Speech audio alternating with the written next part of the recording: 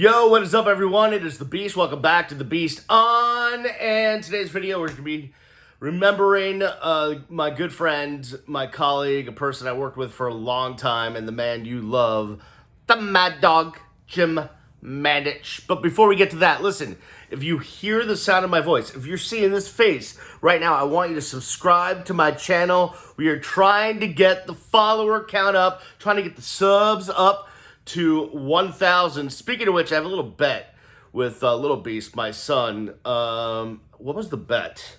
I'm trying to remember what the bet was. Oh, why are you here? What was the bet? All right. He's going to buy me anything I want, right? Well, you have a TikTok channel. Right. At Zach Randomizing Things. Right, go follow. ZACH Randomizing Things. It's taking off like crazy. The bet is, if I hit 3,000 followers before he can, on your TikTok channel, before he can hit 1,000, he can buy me anything I want. No, that's not what it is. So, if he hits 3,000 TikTok subscribers before I hit 1,000 YouTube subscribers, then I can buy him anything he wants for his bedroom. Right. Now, if I hit 1,000 YouTube subscribers before he hits 3,000 TikTok subscribers, then he has to watch 3 movies of my choice without complaining. Right. Because lately, it's been Step Brothers or The Matrix. He doesn't want to watch any of these movies, and it's getting bleeping annoying. Right. I'm going to win this bet. Okay. But you've gotten 3 subscribers, so I don't know. All right, get out of here already. Just go. Follow. Yeah, follow him. Zach Randomizing Things, but follow me first. All right, so let's talk about my former colleague, may rest in peace, the Maddog, Jim Mandich. Just everything. When you think of Miami sports and sports radio, you think of the Maddog. He was a personality that he ingrained himself to this community, not only as a player and a tight end for the Miami Dolphins, but also as a radio host, a color commentator, a businessman, and just a man, to be honest with you. And I don't remember, so my first kind of memories of Maddog were in college, somewhere around 94, 95, 96, around then, hearing Maddog do either a night show or a weekend show on IOD with Jeff DeForest, Jim Mandich, Jeff DeForest, Defo. And that was my first kind of indoctrination to the Maddog on the radio. Obviously, doing the color commentary with Bill Zimfer, Dolphins' horrible move in getting rid of Bill Zimfer. That's a whole nother video. It could be, there's a lot of bad moves in Dolphins history as far as football personnel, but off the field wise, getting rid of Bill Zimfer, horrible personnel decision, because the guy you have now has no idea what's going on. That's neither here nor there. So, that's when I first really remember hearing the Maddog. I was doing talk shows with Defo, doing the Dolphins games with Bill Zimfer, who, again, consummate professional, amazing play-by-play guy, should have never lost his job as the Dolphins play-by-play guy. Stupid. And then when I started interning at WQAM, at some point when, I guess it was when QAM got the Dolphins from IOD, I forget what year that was, maybe 97, 98, somewhere around there. Maddog came and started doing shows at WQAM, and, every once in a while I'd intern while he was doing a show, and back then he didn't have a regular show. He would mainly fill in or do some weekend stuff, what have you. And remember, he was running a multi-million-dollar drywall business at the time. Maddog was an astute, amazing businessman.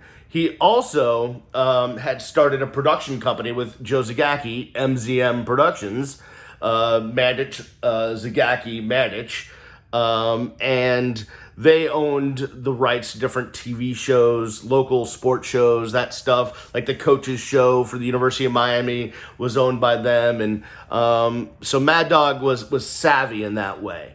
And he was just an astute, savvy, really smart, just beyond smart, wise man. So obviously I met Maddog at some point while I was interning, and then he became a regular part of the QAM lineup.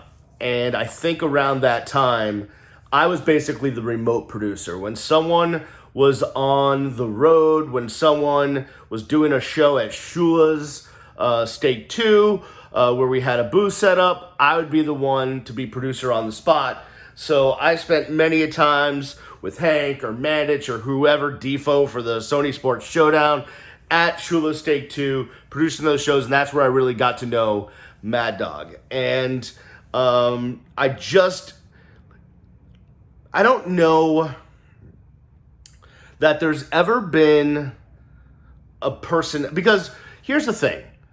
Everyone that's in radio, for the most part, is completely freaking neurotic, okay?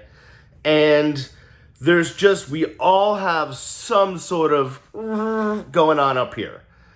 And so what you hear on the radio is like one part of our personality, but usually not exactly who we are. I'm trying, like Hank, I did a video on Hank, and you heard bombastic Hank, get lost, you jack off, and all that stuff. But in reality, Hank was one of the most loyal, kindest, amazing beings ever, right? But you wouldn't get that from the radio show. And there's been other cases like that over time. I mean, obviously the biggest, most well-known case is like the Howard Stern. If you watch that movie, read his book, whereas like on the radio, he's shock jock, and off the radio, he's trying to be a good husband and a father, but you don't get that side when you listen to him on the radio. I think one of the only people in this business who didn't have screws loose, who wasn't doing this for, vain reasons or what have you, was Jim Mandich. What you heard, people would always ask me, what's Jim Mandich like? What you hear is what he is. Like, his whole spiel, like, a man is a man of his word, he walks with a purpose, all of that stuff, that was Jim Mandich. That what you heard is exactly what he was. There was no difference between Jim Mandich on the air, Jim Mandich off the air. Now, there may have been a difference between Jim Mandich in his younger age, the Maddog football player, between older businessman, father, talk show host, radio commentator, but, we all go through maturity things. He was who he was. There was no difference. And he was one of those people that if you were on his team, he would be as loyal to you. He would do anything you wanted. He believed in that. He believed that his word meant something, your word should mean something, and that's what it was. And he didn't believe in liars and cheaters and shysters, like all that crap that's around the radio business. He did not. He was not for that. All the salespeople trying to con this or management trying to do that, like that wasn't his gig. Like if you tell Jim Mandich X, Y, and Z, he believes it's going to be X, Y, and Z. If you screw that up, like you're done, right? That's the way it is. If he tells you it's going to be X, Y, and Z, he will do X, Y, and Z. And that's the way it was with Jim Mandich. And, I wish I had a bunch of funny Jim Mandich stories, but that wasn't the nature of our relationship. But I do want to tell a couple things, just to show you what kind of a man Jim Mandich was. There's one personal story and one non-personal story. So let's start with the non-personal story, because I won't cry. Everyone remembers Jim Mandich used to be on Channel 10 Sports Final.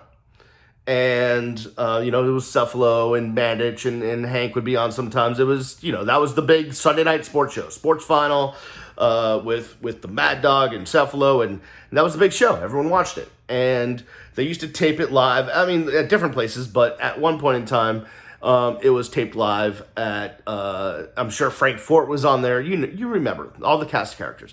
They used to tape it live at Shula's Steak 2 in Miami Lakes. Now, if you knew anything about Jim Mandich, is that he lived in Miami Lakes. He worked out at Shula's gym. He loved Miami Lakes. He loved Shula's Steakhouse. He loved Shula's Steak 2. He loved Shula's Hotel. That was his town. Those were his places. Those were his people. And he was very, very loyal to Miami Lakes and everyone in that community and every business in that community. And so they were shooting, Local 10 was shooting sports final at Shula's Steak 2. And at this point in time, it was brought to you by a beer. Whatever beer that was, I don't remember. But it certainly wasn't Maddog's beer, which we all know was a Green Lizard, a Heineken. And every time Maddog would go to Shula's Steak 2, he would get a Heineken. That's what he did. That was Maddog. No matter what. Get a steak, get a Heineken. That was him. Simple man. American. Steak, potatoes, Heineken. That was his deal. So one night they're filming, the Sunday Sports Final, and it was brought to you by another beer, whatever, brought to you by X beer. And the people from that beer company were in the house watching the show being taped. They spent a lot of money to sponsor that show. Show gets done. Maddog goes over to his table at Shula's Steak 2. Maybe our favorite bartender and waitress, Kimmy, was there. Kim would take care of Hammer and Mandich and everybody that ate over at Shula's Steak 2. And after the show, probably undid his tie, undid his shirt, and drank a Heineken. Well, someone at Channel 10 came over and said, hey, the people from XYZ Beer Company are here. You really can't be seen drinking a Heineken if they're sponsoring the show. And man just told him to, get the hell out of here. And basically went on to do it. So Mandich gets called into the office at Channel 10, and they said, "Listen, it's unacceptable what you did. You can't drink it'd be like if you were sponsored by McDonald's and you're eating a Whopper. It can't happen." And the line is famous.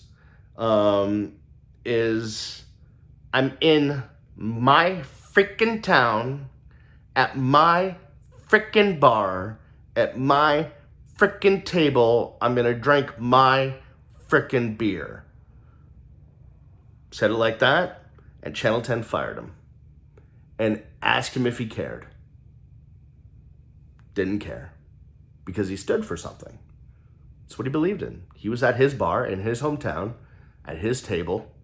It was after the show. He was going to drink his beer. He was going to drink a Green Lizard, and he didn't give a bleep who was sponsoring what. And that's the way the Maddog rolled. Did not care. He had beliefs. He felt your word was your word. He believed in something. He had ethics. He had morals, things that no one has these days. And he stuck to that. So the other story is this.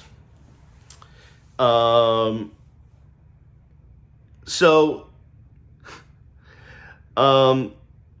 one point in time in my career at WQAM, and there's a certain aspect of that I will just not discuss publicly because I can't handle it emotionally and it's just not worth my time. But QAM cut my hours in half.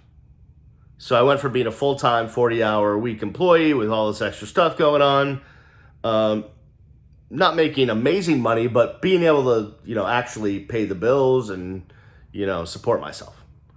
If you're in radio looking to make money and you're not, well, back then, if you were a top host, you could make $350, $450, $550, $650, $750 a year. That's $1,000. Otherwise, you're making somewhere between 20 and 60, 20 and 70. As as if you're full time. So I definitely wasn't making a ton of money, but it was enough. But then they cut me from full time to part time, and I was devastated. And at the time, things were changing at the station. Lineups were changing. I don't know if Hank was gone at that time. I don't know what happened. I think Hank was maybe gone at that time. That was right around the time when they got rid of George Rodriguez and Neil was going to be next. And just all sorts of just horrible, horrific moves being made by the radio station. I'll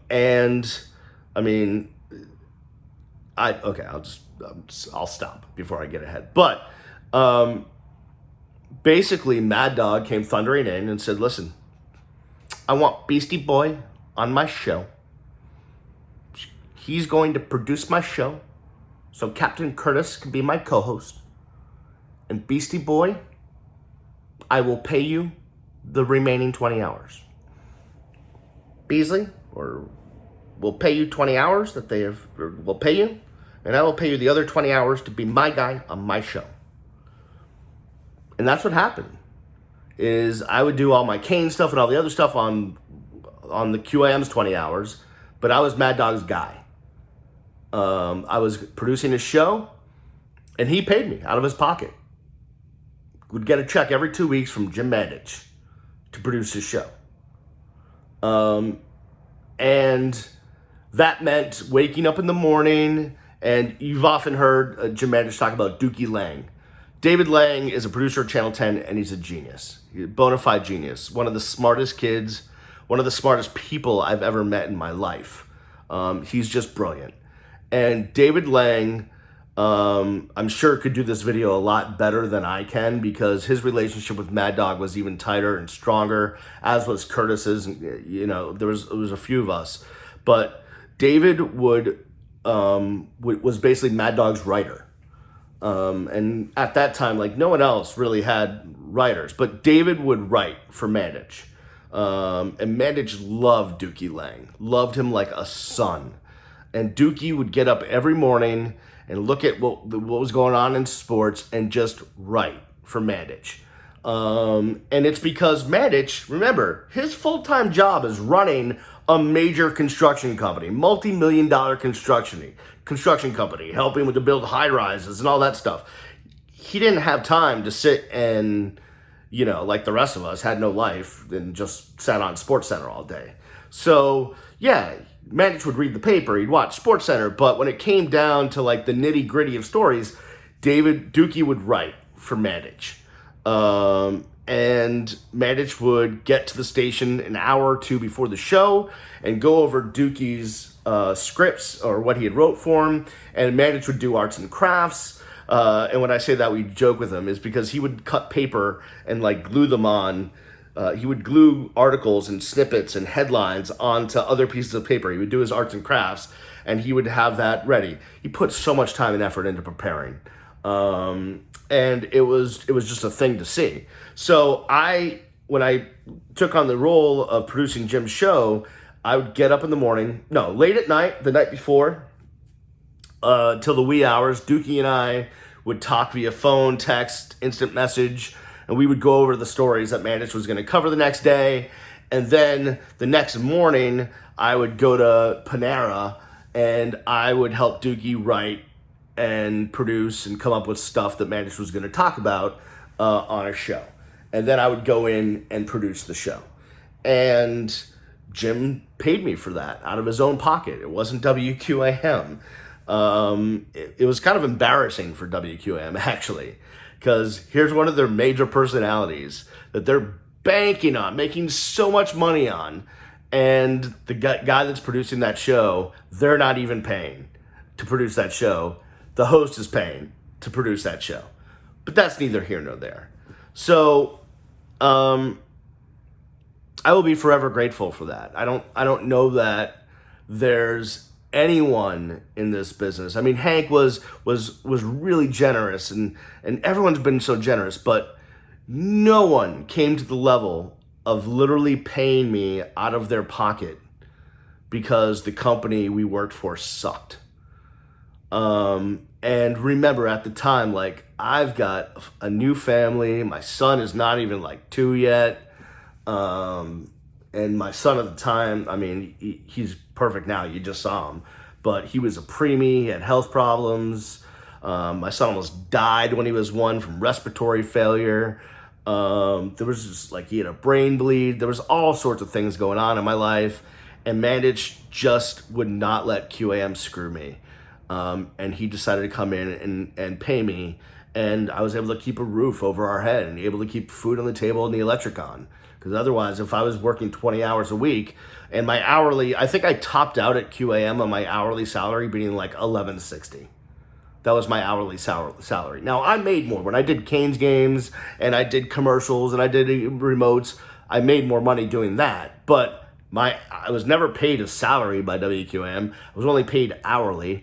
And I topped out at $11.63. That's what it was. That was my hourly salary. When you know the beast, at the height of the beastum on WQAM, $11.63. That's what it was. Welcome to radio. Glamorous. But Mandich made up for it. And for a long time, for however long we did that show, before I was let go, he kept a roof over my head. And I'll never be more grateful to anyone in the world. And to right before I was let go from QAM was right when Jim started to feel like something was wrong, and he would miss some days going to get tests and stuff like that. And that's when we found out about the cancer and just all the stories about Jim doing that whole next football season, suffering from bile duct cancer, and basically wouldn't give up. Like, went to the last game. He went to the last game against the Patriots on the road and was basically brought his suitcase of liquid nutrition that he would inject into himself, and could barely, walk. Didn't have the strength, but would not give up the gig of calling Dolphins games. It took every ounce of the strength that he had left to make it to those road games, to any of those games, and he did it. And I just remember listening to those games, and listening to Mandich, and listening to him sound weak, and literally crying at the radio because of how much he meant to me and how much he had done for me, and knowing that he was fighting a real losing battle. And I gotten close with the sons too.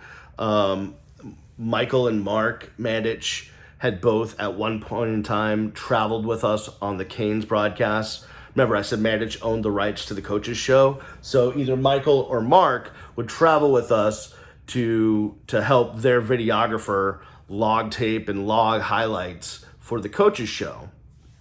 So I spent many a Friday night in whatever town it was partying with Captain Curtis Stevenson and myself and a Mandich son. And so we got really close. At one point in time back in the day, I was really close with one of Michael's former girlfriends, and there was just a lot of connections there to that whole family. And they were the best. They were the best. There's no doubt about it. When Jim passed away, when Bonnie passed away, my heart still just tears. And you know what? I think the best thing to remember Jim Mandich is that his boys are extremely successful in real estate and in media and have done everything. He set them up with the knowledge and the know-how to build their own business. I mean, I'm sure he left, behind money and what have you, but they've built their own thing on their own as 3 boys, and it's been amazing to see. And that's the greatest thing you can say about Jim Mandich is he prepared his boys to be men, to be fathers, to be husbands, to be business leaders, and they are. And the other thing is everyone that worked with him was just instilled with his work ethic and his honesty. And for most of us, it didn't get us anywhere. I think of the captain, Curtis Stevenson. should still be on the airways in South Florida and is not. I won't talk about where I think I should be, but those of us that did it the right way, a lot of times we don't get chosen, and we followed the lead that Jim Mandich set for us, which was you look a man in the eye, you shake his hand, your word is your vow, and you do things the right way, and you don't lie and cheat your way to the top, and that's what you do. You work hard, you grind, and you get it done. That's what Jim Mandich did. And without him, I probably would have had to declare bankruptcy and God knows what, because the company I worked for were a bunch of weasels, but Jim Mandich certainly was not. Paid me out of his own pocket. So, miss the Maddog every single day. Miss him saying, all right, and driving around with the windows down. Or there's nothing lower than that, than tits on a snake, or the stench of cow manure fills this stadium. It's not a day that goes by that I don't miss any of that, all of that. So there you go. Jim Mandich, the Maddog. May he rest in peace. No doubt about it. I'm going to go drink a green lizard. Have a Heine in his memory. Here's the Maddog. Peace.